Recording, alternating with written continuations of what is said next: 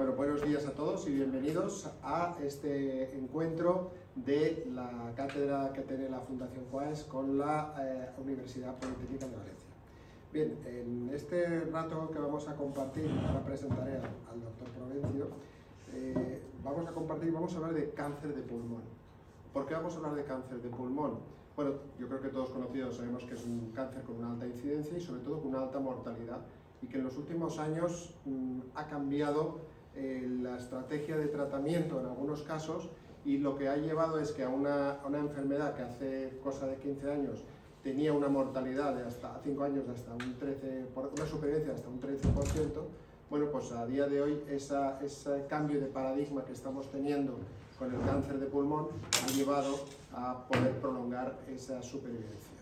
Todo esto de la mano de diferentes estrategias como los diagnósticos, los screenings o los diagnósticos precoces de cáncer de pulmón para tratar de detectar el tumor en estadios más precoces que tienen una tasa de curabilidad superior, pero también desde la vertiente de introducción de terapias dirigidas y terapias como la inmunoterapia, que han llevado a determinados tipos de pacientes con una selección de pacientes que son más candidatos a ese perfil de tratamiento, a poder prolongar esa supervivencia. Incluso a día de hoy, en nuestro caso, se está utilizando incluso la radioterapia, la SBRT, para intentar vencer esas resistencias a la inmunoterapia que se están produciendo. Bueno, en este sentido, hoy contamos con yo tengo el honor de presentarlo, y hoy lo he conocido muy bien. Yo creo que tenemos el honor de presentar a una persona que es líder en el cáncer de pulmón, en el tratamiento de cáncer de pulmón, que es el doctor Mariano Provencio. Bienvenido. El doctor Mariano Provencio es doctor por la Universidad de Alcalá de Henares, es jefe de servicio del Hospital Puerta de Hierro, donde además es director del área de oncohematología de dicho hospital y director científico del Instituto de Investigación de Puerta de Hierro. Disculpadme que lo lea porque es que tiene un currículum tan rico que no quiero dejarme nada importante. Bueno, ha recibido diferentes premios y reconocimientos, como el premio Albert Jovell a la personalidad con la trayectoria más destacada en oncología. Ha recibido premios en la Real Academia de Medicina de España en diciembre del 2017, donde evidentemente es miembro, y premio de la Fundación ECO al mejor artículo científico en oncología durante este año, el año 2023. Como he dicho, además, a nivel educacional o formativo, es catedrático de la Universidad Autónoma de Madrid y ha completado su formación con estancias en diferentes centros hospitalarios extranjeros, tanto en Estados Unidos como en Europa, y actualmente es profesor adjunto de la George Washington University desde el 2019. Con todo ello, bueno, la cantidad de publicaciones es ingente y sobre todo orientado al cáncer de pulmón. Por tanto, para mí es un placer poder escuchar y poder recibir al doctor Mariano Provencio.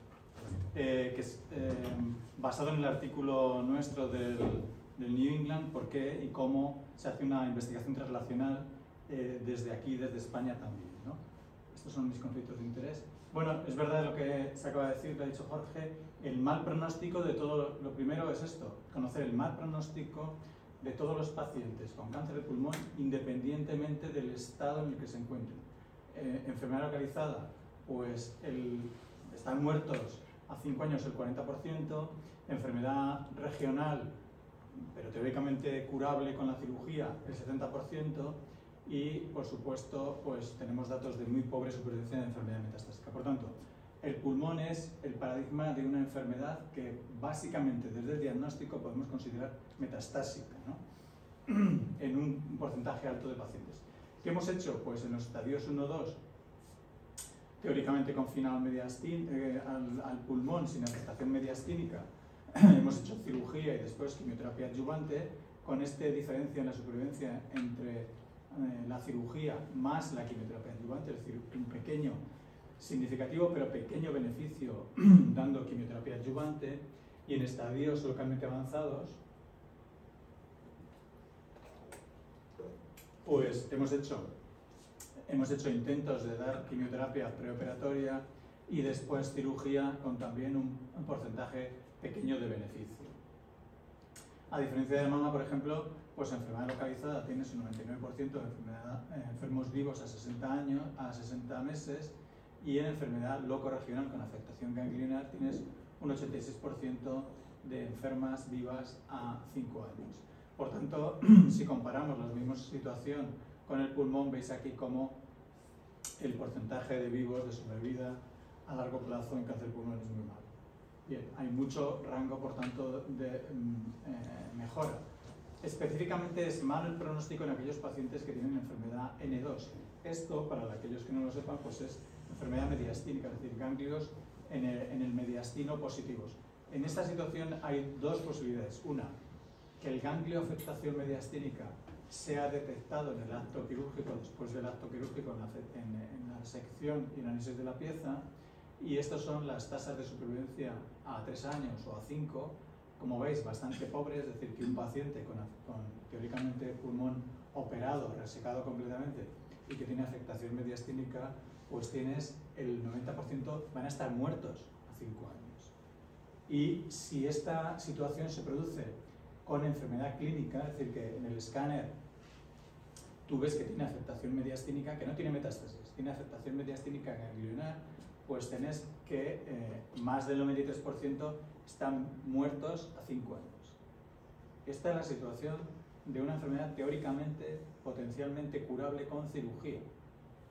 Bien, en estas situaciones donde hemos estado haciendo esto que os enseño aquí ahora mismo, que es quimioterapia neoadyuvante preoperatoria para estos enfermos, y este es el primer artículo que se publicó en el 88 por parte de la gente de Memorial, que obtenía una supervivencia a 3 años del 34% y conseguían que la cirugía fuera R0, pues, R0 quiere decir que márgenes libres del 75%. Pero la mediana de supervivencia libre de enfermedad era de 12 meses. Bien, pues 30 años después tenemos los mismos resultados en este pool análisis de los ensayos clínicos del grupo suizo. 12 meses de FS, de enfermedad libre de supervivencia libre de progresión, 12 meses, y con una supervivencia global de 36%. Al final todos, como os he enseñado hace un momento, todos van cayendo. Pero esto es lo que conseguimos. 12 meses de supervivencia libre de progresión después de resecar a una persona el pulmón y hacerle cirugía bastante agresiva. Esto es lo que hemos estado haciendo hasta ahora. En aquellos pacientes que se reconocía previamente a la cirugía, el N2, hacíamos quimioterapia de inducción y, bueno, pues esperamos a ver qué pasa. Y en aquellos en los que tenían enfermedad N2 múltiple o bulky, es decir, con tamaño grande, o N3 bilaterales, hacíamos quimioradioterapia. Ahora últimamente hacemos quimioradioterapia más durva, pero en todo caso, si os dais cuenta, son una aproximación de pacientes con enfermedad locorregional, teóricamente potencialmente curables, pero que incluso en aquellos que tenían multiestación o bulky, pues ya decidíamos que la cirugía no tenía ningún papel porque era muy poco lo que se beneficiaba con esto. Este grupo concreto es en el que diseñamos los estudios Nadine. A mí siempre me gustó este análisis y aquí es donde incluimos los estudios Nadine que os comentaré. ¿Y todo esto para qué? Pues para conseguir, con el tratamiento estándar, conseguir una supervivencia libre de progresión de 12 meses, de 8 meses o 11 con quimioradioterapia, y bueno, el Pacific ha roto esquemas, pero el Pacific sigue teniendo una supervivencia libre de progresión de 17 meses. Por tanto, y vuelvo a repetir, estos son los que hemos tratado con quimio preoperatoria y con quimioinmunoterapia. Hemos hecho más cosas como añadir quimioradioterapia a esto, a ver si se mejoraba el pronóstico, y como veis aquí, pues añadir quimioradioterapia de terapia de inducción no había beneficio, hay estudios randomizados en metaanálisis. La quimioterapia adyuvante o neoadyuvante proporcionaba, como os he enseñado antes, aquí os lo pongo un poco más en detalle, un 5% sobre no hacerla, es decir, que muy pobre.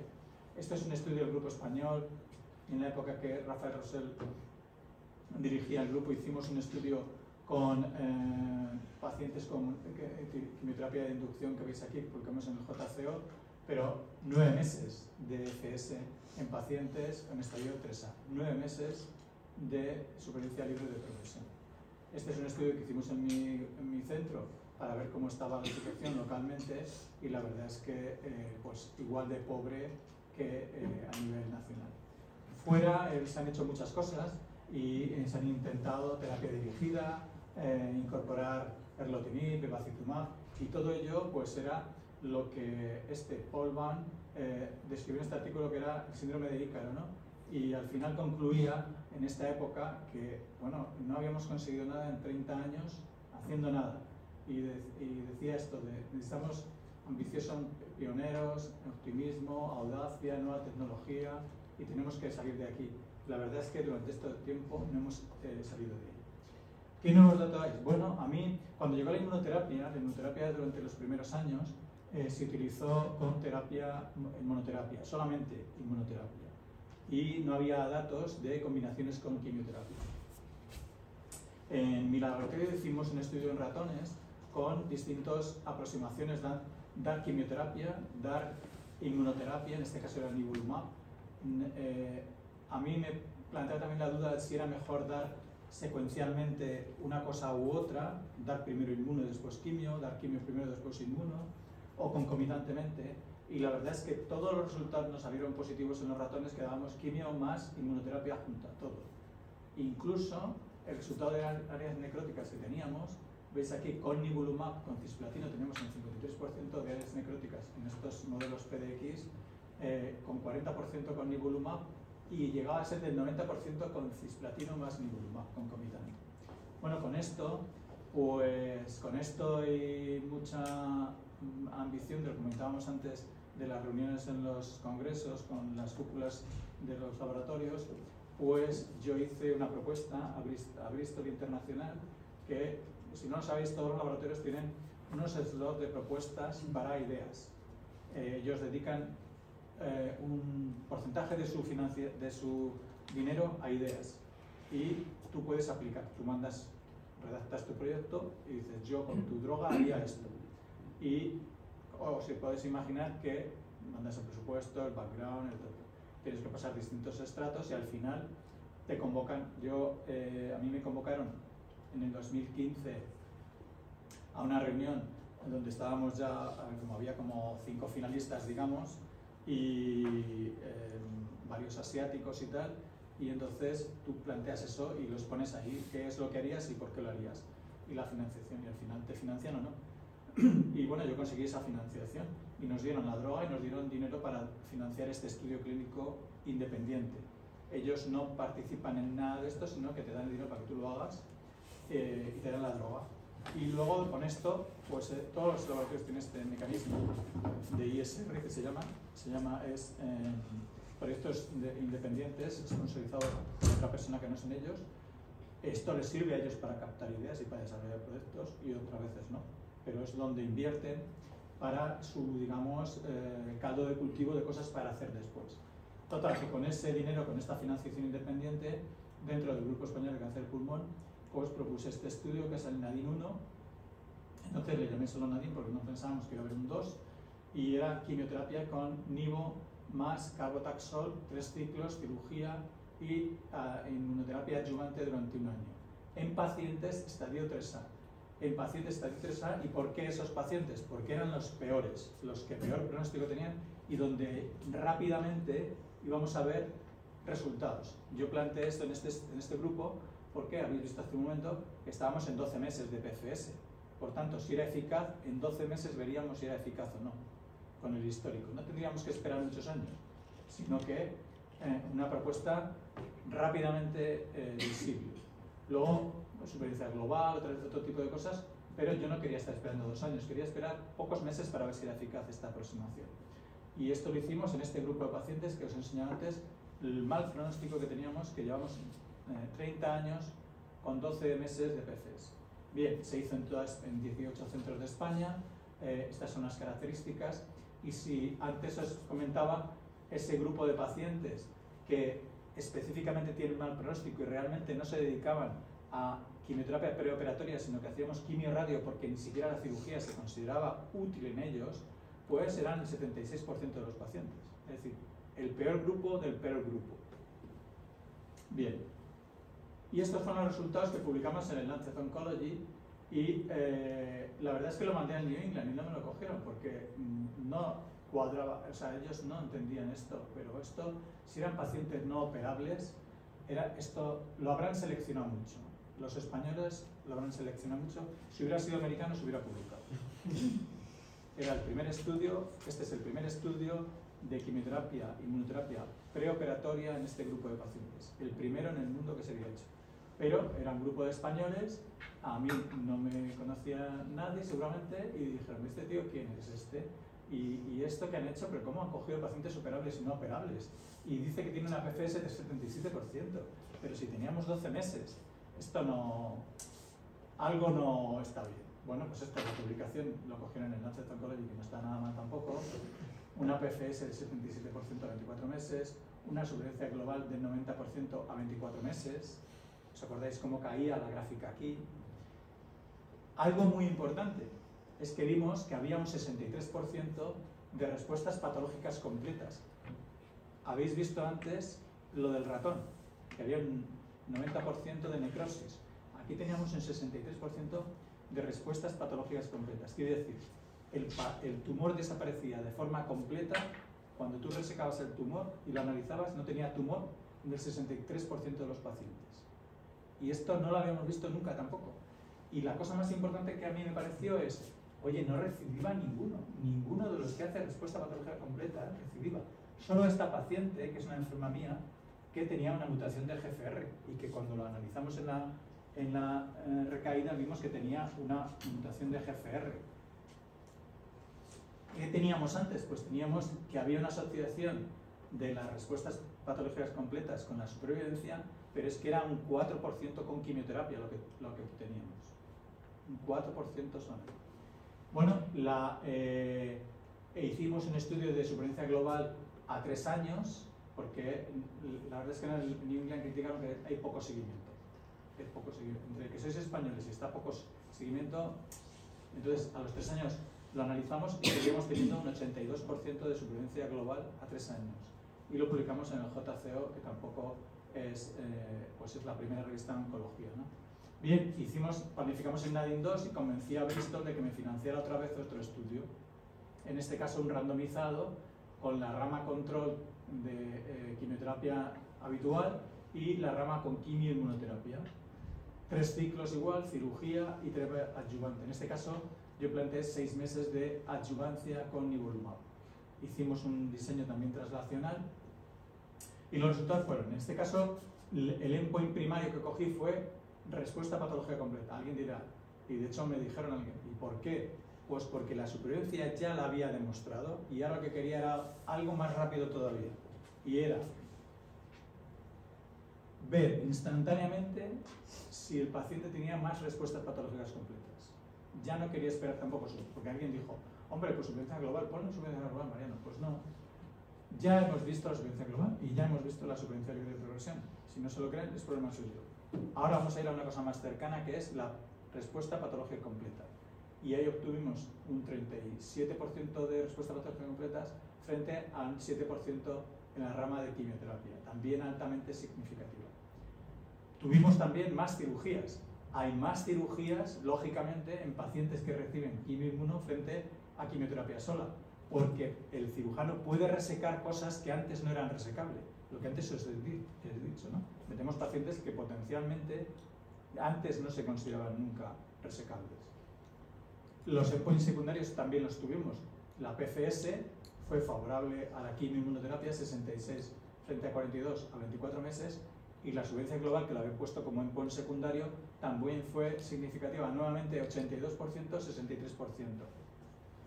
Y esta presentación fue la que hice en el Mundial de Pulmón en la plenaria, y ya finalmente nos aceptaron el artículo en el New England, a pesar de ser españoles y todo lo demás. Tuvieron que doblegarse a la evidencia, y estos son los 2 primeros estudios que hay en el mundo con quimioinmunoterapia. Tuvo mucha trascendencia a nivel internacional, la verdad, o sea que esta es la jefe del Memorial diciendo que realmente esto cambiaba el tratamiento de cáncer de pulmón. En Science nombró como uno de los estudios más importantes en este año, y hubo bastante, o sea que ha sido bastante bien recibido por toda la comunidad científica internacional, y estos son gente pues muy renombrada de distintos hospitales americanos donde están han hablado de nosotros y de este estudio. Por tanto, sí que con esto se cambia un paradigma, un tratamiento de un paradigma en esta situación. Os voy a poner rápidamente un enfermo que entró en este estudio. Este es un enfermo que tenía esta afectación que metía dentro del corazón, para que se vea un poco más gráficamente, en aquellos no médicos, esta cuestión. Este es un tumor de pulmón que se mete dentro del corazón, en la aurícula izquierda. Está aquí, se mete dentro, y entonces esto no es operable. Esto no es operable. Se mete dentro, aquí veis la resonancia, cómo se incorpora dentro del... Este paciente entró en el NADIN 1, le dimos quimioinmuno, hizo respuesta parcial, y este paciente, la verdad es que los cirujanos tampoco querían operarlo en mi hospital. Y esto tiene aquí un vídeo, no sé si podemos darle, pero aquí se ve cómo la aurícula izquierda late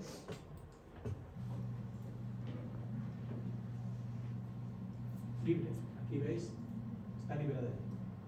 ¿Veis? Aquí no se ve. Tejido graso. ¿Habéis visto? Lo pongo otra vez. ¿Cómo se identifica lo que antes no se podía hacer?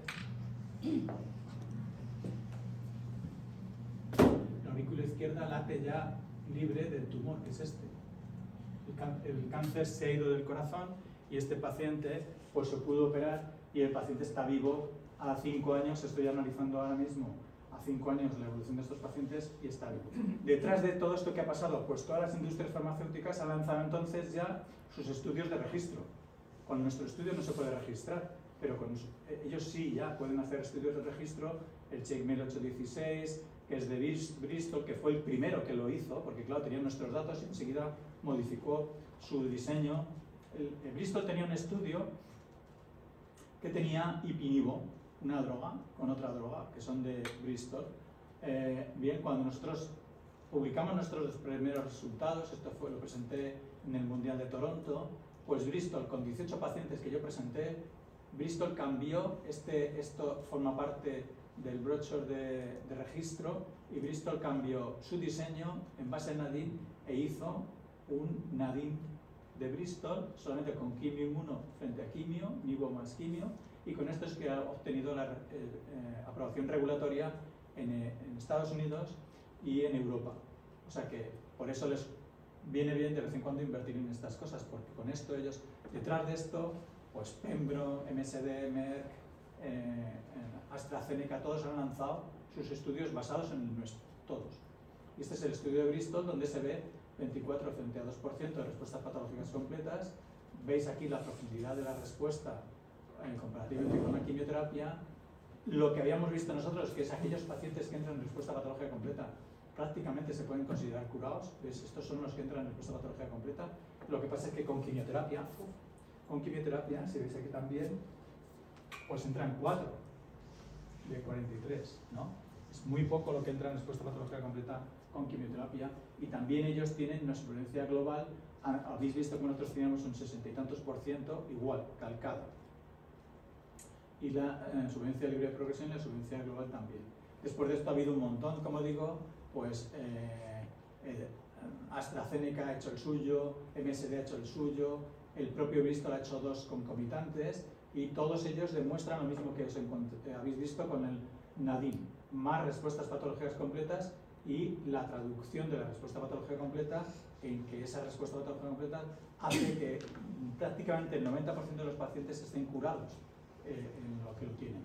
Y además de esto, la supervivencia global libre de progresión pues es muy semejante al NADIN. Veis aquí, hazard ratio 0,48, 0,40, 0,68, 0,58, 0,58, y en este caso además estos estudios ya han cogido más población que la del estadio 2, estadio 3, han cogido estadio 2. Nosotros nos centramos en el estadio 3A, y ellos han ampliado el espectro para coger más pacientes. Y la supervivencia global nuestra, que veis aquí, 84% a 2 años, que antes, pues como os he comentado antes, era absolutamente penosa. Y también acaban de sacar la supervivencia global del Keynote 671 de MSD, que también le sale significativa. Por tanto, sigue nuestros pasos en todos los aspectos. En esta situación hay varios aspectos clave que me gustaría reseñar, que son que aparte de tener más supervivencia, más respuestas patológicas completas, tiene más cirugías. Veis aquí, como tiene más cirugías, porque puedes hacer cirugías donde antes no podías llegar. Y esto es así. Y esto se ve en todos los estudios, en el nuestro y en el de registro de Bristol, pues como veis aquí, esta es la rama control de quimioterapia, tienes un 72% de cirugías, fijaros, en el mismo grupo, estadio 3A, tienes un 83% de cirugías. Hay más cirugías en los pacientes que reciben quimioinmuno. Y luego las cirugías son más respetuosas, ¿no? Hay más lobectomías y menos neumonectomías. Tienes que quitar menos veces el pulmón y puedes hacer cirugías más conservadoras, fijaos aquí, más del 20%. El aspecto secundario que antes os he dicho de todos los que están en respuesta a patología completa, veis aquí los nuestros, prácticamente el 100% de los pacientes que entran en respuesta a patología completa están vivos a 3 años. A todo esto hemos hecho también mucho, antes comentaba con el doctor Benítez, lo que hacemos. Hemos hecho, sí, tenemos por debajo, hemos hecho un estudio translacional bien diseñado desde el principio, con toda la parte de identificación de por qué podemos ver unos pacientes con respuesta electrónica a nivel de la respuesta del microambiente, de la cuestión inmune, con citoquinas, con ctDNA y también con más cosas que ahora os comentaré. Algunas así muy rápido porque esto es un poco más árido, pero es bueno, en relación con marcadores, por ejemplo con el TMB, pues hemos visto que, pues que tiene una asociación, pero no claramente con la supervivencia. Hay más respuestas patológicas con PDL1 alto, que es un biomarcador relacionado con inmunoterapia, pero también con negativos. Esto lo hemos hecho en mi laboratorio. Esto hemos hecho citoquinas en relación a la respuesta. Publicados en revistas, pues yo creo que de primer cuartil, en Clinical Cancer Research también, identificando una población específica con TCR que digamos parece que está predispuesta a responder. Hemos hecho también biopsia líquida, monitorizando respuesta a biopsia líquida y viendo que la biopsia líquida precirugía predice bien los que están en respuesta completa como la supervivencia. Aquellos que negativizan el ctDNA tumoral previo a la cirugía tienen un pronóstico mucho mejor que los que no. Hemos hecho, esto es el ctDNA en los pacientes con distintos cortes y lo hemos visto que está asociado al diámetro máximo del tumor.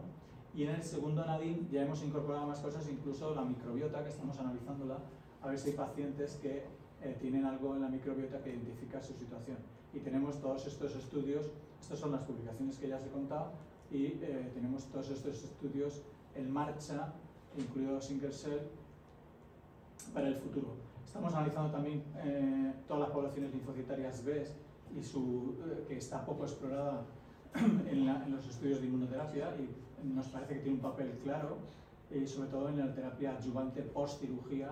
Ya estamos. Probablemente nuestra hipótesis es que no sea, a diferencia de las terapias dirigidas, donde hay un marcador, alguien que bloquea y alguien a quien bloqueas, aquí en la inmunoterapia es difícil identificar quién es el malo aquí, porque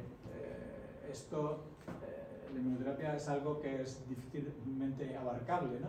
Entonces probablemente no sea ni el anti-PDL1, ni interferón, ni las mutaciones, probablemente sea un conjunto de cosas. Esto a mí me gustó mucho Juego de Tronos y este fue el último capítulo donde realmente, no sé si os acordáis, pero estaba John Nieve, que estaba en inferioridad de condiciones, y claro, si mataba al que tenía el que tenía el poder, podría ganar, pero eran muchos más ellos, ¿no? Pues esto es aquí, hay que buscar quién es el que más tiene el poder. Y con todo esto, pues desde este NADIM que empezamos, con aquella reunión en Denver, pues hemos conseguido todo esto, el Lancet Oncology, el Journal Immunotherapy Cancer, Clinical Cancer Research, en fin, distintos estudios hasta llegar al nivel.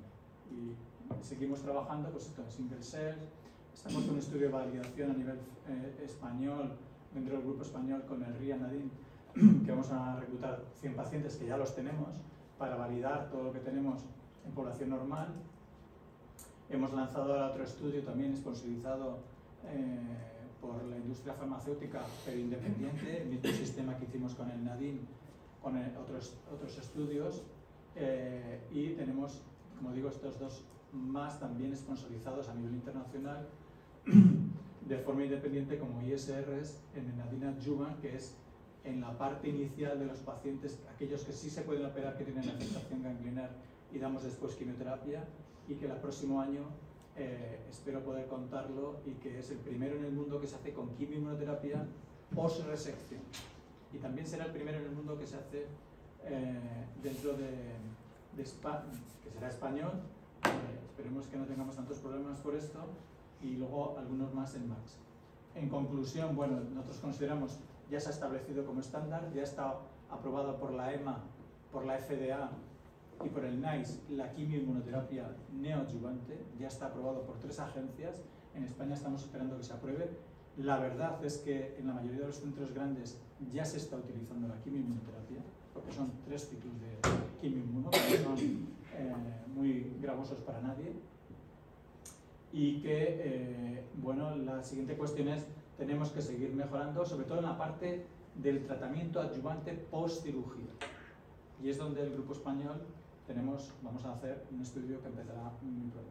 Y nada más, muchas gracias. Esto es lo que, este fin de semana me entrevistaron en el Español, y sobre el tema de la quimioterapia neoadyuvante, no sé qué, y porque ya había puesto unos tweets diciendo que a ver cuándo, ya habían pasado 5 meses de que la EMA lo había aprobado, el NICE casi 1 año que lo ha aprobado, la FDA hace 1 año, y nosotros aquí estamos perdiendo una oportunidad cuando ha salido de aquí esto. Cuando ha salido de España esto, estamos esperando todavía. Y pues esto, o sea, este es uno de mis conflictos de interés. Yo creo que la quimioterapia normal sirve muy poco para estos pacientes, como habéis visto, y la quimioinmunoterapia cura a muchos más pacientes. Y nada más, muchas gracias. Una pregunta al respecto, y yo creo que va en la línea de lo que hablas del Grupo Español de potenciar el tratamiento adyuvante. Dentro del estudio NADIF, ¿cuál era el patrón de recaídas? ¿Dónde recaían más los pacientes? ¿A nivel ganglionar, a nivel metastático? El 30% recaen ganglionar solo, y el 70% hacen metástasis y a la vez de ganglionar. Claro, porque los pacientes que recaen solo ganglionar... Pero son muy pocos los que recaen, ¿eh? Exacto, pero por lo que decías tú de potenciar o de buscar dónde puedes entrar... Al final entrar... estamos hablando de 10 pacientes. Sí, sí, sí. Claro, porque ese paciente, ese 30% de pacientes que tienen ganglionar todavía se ven potencialmente rescatables. Sí, sí, sí. O sea que todavía yo creo que aporta, aporta mucho más. ¿Alguna pregunta entre la sala? Sí. Bueno, felicitarte porque me ha encantado la presentación y el trabajo que lleváis realizando desde hace años. Fantástico, mira. Yo no sé, pero he echado en falta que la asociación con posibles mutaciones en las hemos encontrado, es que he sido un poco rápido, pero en el NADIN 1 encontramos, no lo he comentado por no ser muy prolijo, en el NADIN 1 encontramos esa mutación que comenté, donde aparece el EGFR y tiene mal pronóstico y tal. Como consecuencia de eso, en el NADIN 2 y luego todos los demás estudios, introdujimos la exclusión de pacientes con EGFR y ALK, porque parece que tienen resistencia a la quimioinmunoterapia, no van igual. Y en el estudio de mutaciones que hicimos, retinoblastoma, EGFR, STK11 son factores pronósticos negativos. Sí, lo tenemos hecho también. Es decir, que los criterios para dar ese tipo de tratamiento incluye también que estén libres de una serie de mutaciones, por lo menos esos van peor. O sea, estos con STK11 que se están ligados a un ambiente inmunoresistente, digamos, STK11 tradicionalmente. O sea, en enfermedad metastásica es donde se está utilizando la inmunoterapia o la quimioinmunoterapia. Y ahí sí se ve que STK11, EGFR, retinoblastoma tienen peor sensibilidad a la inmunoterapia. Eso lo hemos visto también en estos pacientes.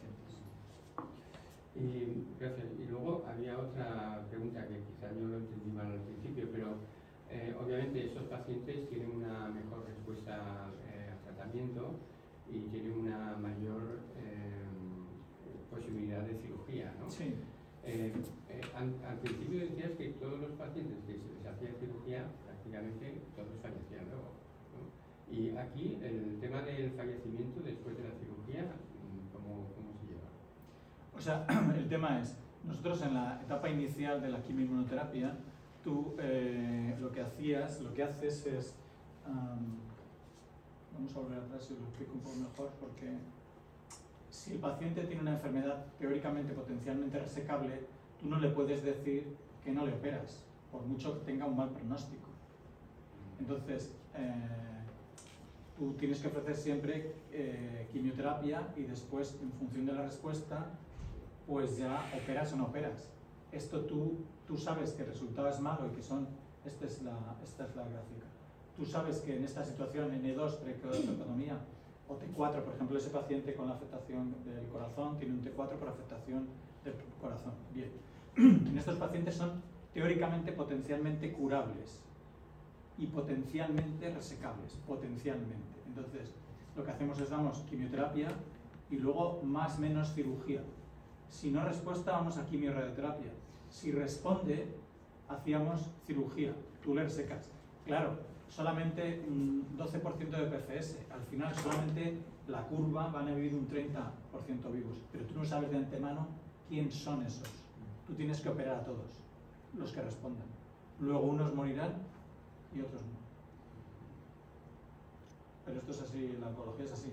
Entonces, lo que en esta situación de como teórico subrogado de supervivencia, es decir, que tú después de la quimioterapia de inducción haces respuesta, en estos pacientes, si estos pacientes hacen downstaging, es decir, bajan su situación ganglionar, de un N2 se aclara, el N2 hace respuesta patológica completa y la sección es completa, van mejor, pero son orientativos. Tú no puedes decir que el que no haga downstaging, no haga respuesta patológica completa, no lo operas.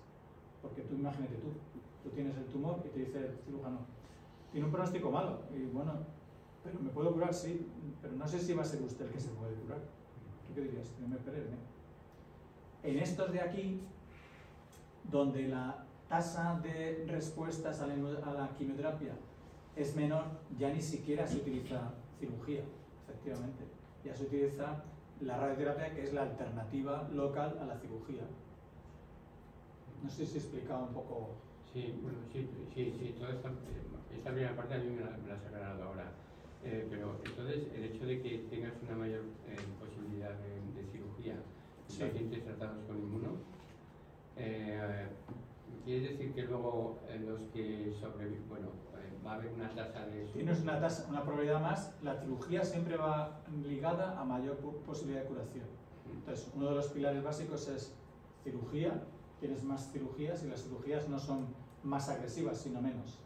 Por ejemplo, ese paciente, si ese paciente no regresa al tumor de la aurícula izquierda, no se hubiera podido operar, porque no puedes quitarle el corazón. Por lo tanto, hay más cirugías en pacientes aquí, donde tienen enfermedad múltiple, que es el 70% de nuestros pacientes eran estos, los que no iban a cirugía.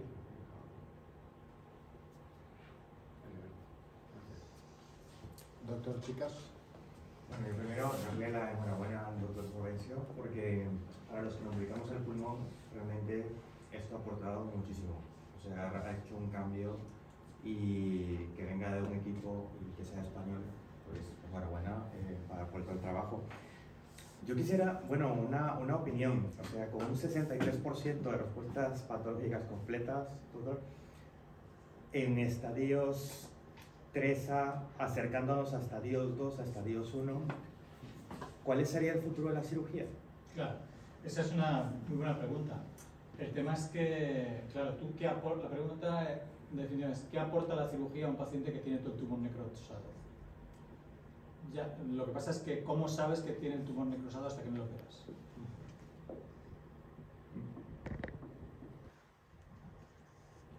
Estamos en la misma situación de hace un momento con el doctor Benítez, ¿no? Oiga, a mí me puedo operar, me puedo curar, sí, pero no sé si va a ser usted, pues opérenme. En este caso es, fíjate, ese paciente de la aurícula izquierda tenía respuesta patológica completa. Pero ¿y si no la tiene? Porque en la imagen no daba respuesta patológica completa, en la imagen daba respuesta parcial. Y captaba el PET. Entonces, ¿qué haces con ese paciente? Sí, no, completamente de acuerdo, no tenemos ninguna prueba diagnóstica. Entonces, lo que estamos haciendo ahora, de lo que estamos haciendo, pues también le pasa un poco rápido, porque si no esto sería eterno. Lo que estamos haciendo ahora, a la vista Como veis, todo tiene un enfoque bastante... Yo soy muy clínico y todo tiene un enfoque muy clínico. O sea que intentar mejorar la clínica con los elementos básicos y de imagen que tenemos, ¿no? Se trata de eso. O sea, yo no soy de los clínicos que quieren ser básicos, ¿no? Yo soy clínico y quiero mejorar utilizando distintas cosas, ¿no? Entonces, tú aquí tienes esta captación del PET. Entonces, ¿cómo sabes que está en respuesta a patología completa? No lo sabes. ¿Qué nos falta? Hacer mayor... la cura sí del, por ejemplo, el ctDNA, es donde yo tengo puestas todas las ilusiones, que nos digan que este paciente que sigue teniendo aquí tumor visible en el TAC, no lo tiene. ¿Y cómo? Con un método no invasivo, como el ctDNA. Nos falta eso, afinar bien el ctDNA previo a la cirugía para decir estos pacientes con ctDNA negativo y estas características, en un porcentaje del 99.99% no tienen tumor, porque ahí sí no te la podrás jugar, tendrás que hablar con el paciente. Probablemente lo que tenemos que hacer será un estudio nuevo, y por eso está el Nadine, Real Nadine, que ese es el objetivo de este estudio, es sacar, y estamos haciendo, ctDNA seriado y previo a la cirugía para tener mayor robustez, para poder plantear un estudio que probablemente no sea no hacer cirugía, sea evaluar la cirugía prospectivamente, porque alguno de los que tienen respuesta a patología completa a lo mejor progresan. No lo sabes porque le has quitado el tumor, pero suponte que a los 3 meses alguna clona empieza a aparecer, que microscópicamente al microscopio del patólogo no lo ves, pero puede tenerlas. Entonces a lo mejor el siguiente paso sea, bueno, vamos a hacer un análisis, y por eso estamos terminando ya este estudio. El Real Nadine tiene 98 pacientes, ya. Vamos a hacer una buena determinación de ctDNA, y a lo mejor hacemos algo prospectivo a 3 meses, operas, no operas, haces ctDNA y vas viendo qué pasa con el paciente. Sí, o sea, me parece, yo creo que sí, ojalá que tengamos un marcador como ctDNA, porque yo creo que va a marcar. Es uno de ellos, la radiómica puede ser otro. Es decir, que los estudios de radiómica, de inteligencia artificial, con datos, de hecho tenemos esa línea abierta también. Establecimos un acuerdo con Sophia Genetics, otra de las cosas que Sophia Genetics es una empresa internacional, es una gran, está internacional, es un gran multinacional, y hicimos un acuerdo para que hicieran un análisis de radiómica de todos los PETs y todos los TACs de los Nadine y que nos den un algoritmo. Entonces, bueno, pues es otra línea, ¿no? O sea, no solamente es uno. La investigación en la combinación, ¿no? Con este tipo de tratamientos. Sí. Y entonces, viendo la intersección entre la publicación de Lemmy Anderson del Dr. Chan de hacer SBRT en estadios iniciales, SBRT cognitivo, con esa buena respuesta que le ha encontrado, que realmente al ser un tratamiento no inferior a la cirugía en estadios muy tempranos, se podría plantear, o sea, bajo un estudio, el intentar hacer quimioinmuno, o sea, lo que hace el Nadine, y consolidar con SBRT. A mí me parece, ese estudio lo he propuesto. ¿No? Porque realmente está en medio. Ese estudio, Pues es algo que tenemos que participar. Ese estudio lo he propuesto y estoy esperando encontrar algún laboratorio que me lo quiera financiar. Tiene todo sentido. Porque me parece que tiene todo el sentido. O sea, yo creo que la radioterapia tiene mucho que aportar aquí probablemente, y encajar en, por ejemplo, esto que decimos de la no cirugía, pues a lo mejor con el tiempo vemos que hace un encaje ahí de consolidar una zona concreta, vete tú a saber, ¿no? Vale. Se tiene que ver que la radioterapia va a tener más papel en volúmenes pequeños, Total. más que la clásica radioterapia. Total. Yo creo que a día de hoy empieza a tener muy poco peso en el tratamiento del cáncer de pulmón. Creo que es la SBRT tanto en el escenario de estadios iniciales, como incluso lo que hablábamos antes, pacientes metastáticos, tratamiento con metástasis, estimulación del sistema inmune combinado con inmunoterapia. Correcto. ¿Cómo de fiable es la biopsia líquida? El tema es cómo de reproducible es, porque luego hay distintos paneles. Y la verdad es que nos ha salido bastante, tiene una alta precisión. A ver, uno de los problemas que falla, yo creo, es la sensibilidad todavía. porque la sensibilidad está en torno al 80%, entonces desde el diagnóstico ya tienes un 20% de pacientes que a lo mejor ya de entrada no detectas ctDNA porque tu técnica no es del todo sensible. Entonces falla ahí un poco. Claro, esto no es tan importante en la situación en la que estos que no detectas luego no vuelvan a aparecer la enfermedad, y esto ocurre, o sea que los que tú no detectas, porque están debajo del índice tuyo de sensibilidad, luego no tienes problemas, ¿no? Nosotros empezamos utilizando Thermo Fisher y después un panel, y ahora estamos con Illumina, pero la verdad es que Illumina es también más caro, más sensible, más caro. ¿Algún comentario más? ¿Crees, Mariano, que... Hombre, Ana. ¿Tú crees que, o sea, ahora que estamos viendo que hay una tasa de curación mucho más alta, de alguna forma se deberían implicar más en las técnicas de diagnóstico precoz? Es decir, implementar un poco los programas de diagnóstico precoz para rescatar más pacientes también. Yo la verdad es que soy bastante crítico con la situación del diagnóstico precoz como lo entendemos. O sea que yo creo que es una línea interesante de investigación, claramente, pero a ver, a mí no me gusta reproducir lo que se hace continuamente y tiene un limitado beneficio. O sea que es que hacer lo mismo con tan limitado beneficio, pues a mí me parece que hay cosas más interesantes que repetir lo del tag de baja dosis y tal, y hacer cribados proporcionales de esa forma, pues incorporar ctDNA, hacer pilotos de radiómica, porque el problema del screening convencional que se está planteando es que tiene una alta tasa de sobrediagnósticos. Entonces, claro, tener un sobrediagnóstico del 40%, que es lo que tiene ahora mismo el screening, supone que tienes un 40% de gente que no tiene tumor y que estás diciendo que lo tiene, sometiendo a revisiones y cosas de estas. Y esto es muy grande. En el curso de hace 2 días, pues Andrés Cervantes presentaba los cumplimientos de screening en cosas que donde están comprobadas. Por ejemplo, el colon, que es una colonoscopia. O sea, que esto es bastante... Y el cumplimiento en España está en el 30%.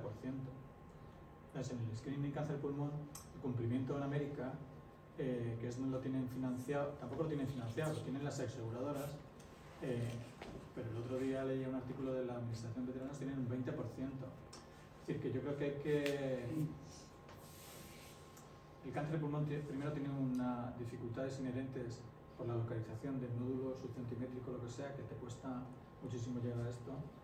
Y yo creo que habría que afinar, habría que hacer programas un poco más finos de identificar mejor a los pacientes. Yo creo que hacer pilotos más inteligentes, no reproducir lo mismo.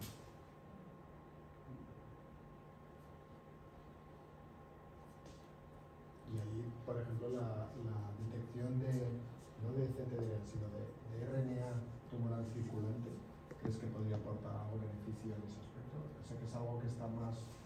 En Estados Unidos se está haciendo algo al respecto, que sí. está más bueno, complicado. todo lo que sea la biopsia líquida, o sea que, pero el problema de la biopsia líquida también es la sensibilidad que acabamos de decir ahora mismo. Y el coste, es muy caro todavía. Es muy caro y además luego puedes detectarlo, pero no evidencias el tumor, y eso genera también... O sea, el screening, todos los screenings desde que estudiamos medicina tiene que ser que sea una prueba que sea accesible, rápida y que sea muy definitiva. Y entonces, y esto, o sea, va mucha población. Entonces, esto pues es lo que tienes que cumplir. Claro, si dices, sería fenomenal haciendo no sé qué cosa, pero te cuesta 300.000 euros para cada paciente, es inaudible. Eso no es. Sí, pero ¿tú crees que la línea irá? Sí, yo creo que sí. Pero que ahora con estos costes, evidentemente no. Pero que, claro, pero todo, o sea, que al final es como si tú suponte que te dicen, pues, hombre, si tuviéramos un policía en cada esquina, habría menos atracos, ya. Pero ¿por qué no los hay entonces? No sostenible. Claro, pues es que las cosas no son que tiene que ser sostenible y aparte el screening además tiene unas características que son es cada cuánto harías la cosa. Porque no se trata de detectar precozmente algo, sino cada cuánto lo tendrías que hacer. Cada 1 año, cada 2, cada 6 meses, cada 18 meses. Y si hay algo que está poco definido en oncología, en general, son las pruebas de seguimiento. Y la evidencia del seguimiento es de aquella manera. O sea, nosotros revisamos para un TFG de un alumno mío, vamos a revisar las pruebas de seguimiento en 5 años, todos los tax defects. Pues hicimos no sé cuántos, 3.000, 4.000 PET y 4.000 tax, y el valor predictivo positivo era el 0.5, siguiendo las guías. Entonces, o sea, que las cosas tienen que ser sostenibles y tienen que tener una cabeza, ¿no? Pero oye, a lo mejor lo que hay que incidir también más mientras tengamos esas herramientas es en la selección de pacientes, que quizá Yo me conformaría con que aprobaran las drogas que sirven totalmente. y que no se gasten en cosas que no sé si sirven. O sea, el país tiene que diseñar políticas científicas y sanitarias que sean sostenibles y que sean, porque parece que queremos llegar a la luna y resulta que se nos mueren pacientes sin tratar con quimioinmuno. Hombre, no. ¿Sabes? Hazme quimioinmuno y después ya me llevas a la luna.